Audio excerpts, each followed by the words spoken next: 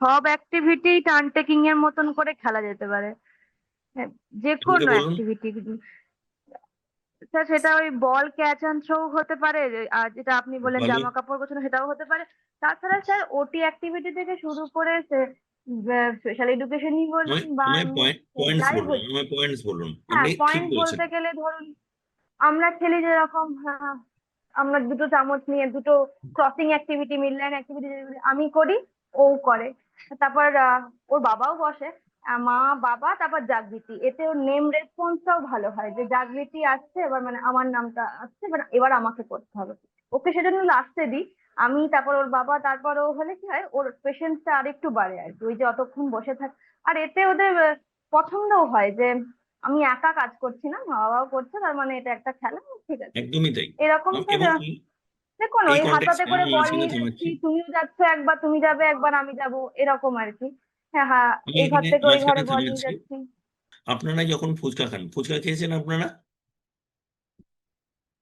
পাঁচজনকে একসাথে দিচ্ছে, তাহলে আপনাকে আপনারটা শেষ হয়ে গেছে, কিন্তু কিন্তু আপনাকে অপেক্ষা করতে হচ্ছে যে সবাইকে দিয়ে আপনার টার্নে আপনাকে দেবে।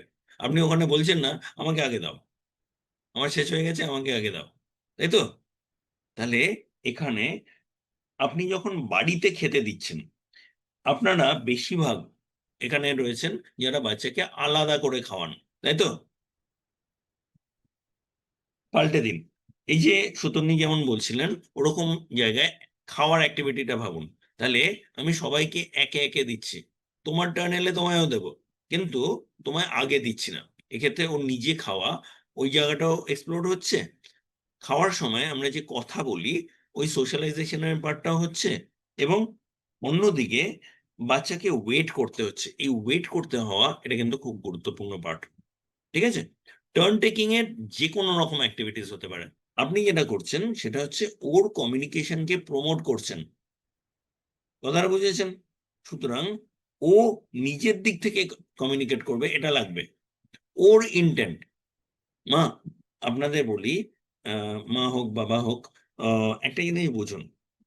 আজ ধরা যাক আমি অনেকগুলো জিনিস জানি, আপনি জানেন, উত্তর হচ্ছে জানেন না। তাহলে আমি ধরা যাক আপনাকে ড্রাইভ করে নিয়ে যাচ্ছি, আপনি কত দূর পৌঁছবেন? যত দূর আপনাকে ড্রাইভ করে নিয়ে গেছি, তারপর আপনার কাছে রাস্তা নেই, এটা হবে তো? কিন্তু যদি আমি আপনাকে ক্লিয়ারলি বুঝিয়ে দিতে পারি কিভাবে কি যাবেন, আমি আপনাকে সাপোর্ট করি, তাহলে আপনি অনেক দূর যেতে পারবেন। বাচ্চার ক্ষেত্রে একই জিনিস, আপনি যা জানেন বাচ্চা জানে না। তাহলে যদি আপনি বাচ্চাকে এনেবল না করেন আপনার ইঞ্জিন দিয়ে, ওর গাড়ি চলবে না। আপনি এতদিন যখন থেরাপিস্টদের কাছে গেছেন, প্রবলেমটা হচ্ছে থেরাপিস্টের তার নিজের ইঞ্জিন দিয়ে আপনার ইঞ্জিন চালানোর চেষ্টা করেছে, কিন্তু ওটা তো স্টেবল হবে না, লং টার্ম হবে না। এবার আমি কি করছি? বাস আমি আপনার ইঞ্জিনের উপর কাজ করছি, যে আপনার ইঞ্জিন যদি কম্পিটেন্ট হয়, আপনি বাচ্চার ইঞ্জিনকে পাওয়ার করতে পারবেন এবং বাচ্চাকে ততটুকু সাপোর্ট দিতে পারবেন যেখানে বাচ্চা নিজেরটা এক্সপ্লোর করতে পারবে।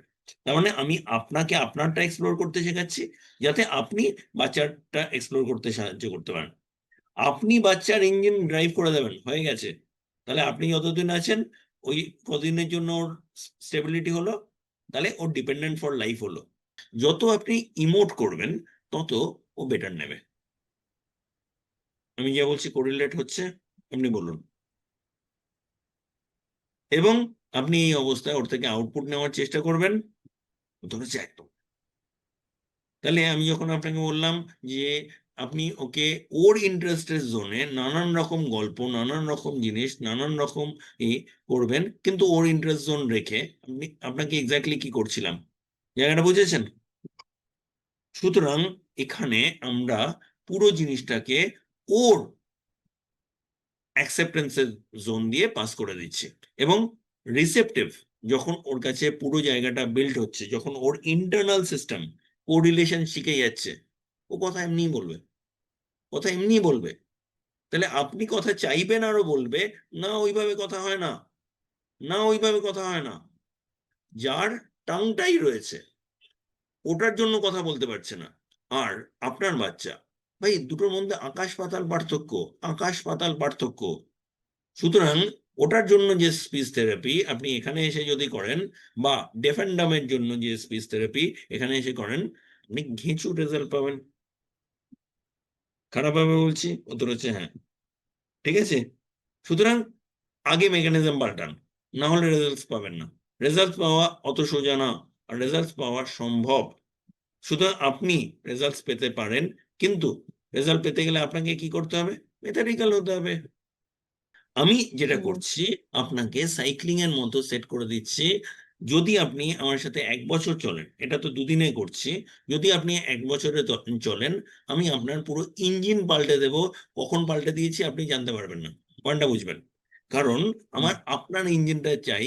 কারণ আপনি যদি নিজের ইঞ্জিন আপগ্রেড না করেন, আপনার বাচ্চার ইঞ্জিন আপগ্রেড হবে না। আপনারা যাবতীয় যাবতীয় প্যারেন্টসকে শেখানো হয়েছে, ভুল শিক্ষা দেওয়া হয়েছে যে থেরাপিস্ট আসল এবং সে করবে, তাতে চলে যাবে। কতটা চলবে? যতক্ষণ ওর ইঞ্জিন টানছে। তাহলে ও যেই থামলো, ব্যাস লবডঙ্গা। তাহলে তো ডিপেন্ডেন্ট তৈরি করা হচ্ছে। বলছি ইন্ডিপেন্ডেন্ট তৈরি করছি, ডিপেন্ডেন্ট তৈরি করছি তো। এবং এই পুরো সিস্টেমটায় আমার এতটা আপত্তি ওই জন্য ভাই। আর আরেকটা জিনিস হচ্ছে, যে থেরাপিস্ট সেও ইকুয়ালি ডিপেন্ডেন্ট। তাকে যা শিখিয়েছে ওর বাইরে একটা জিনিস শেখেনি।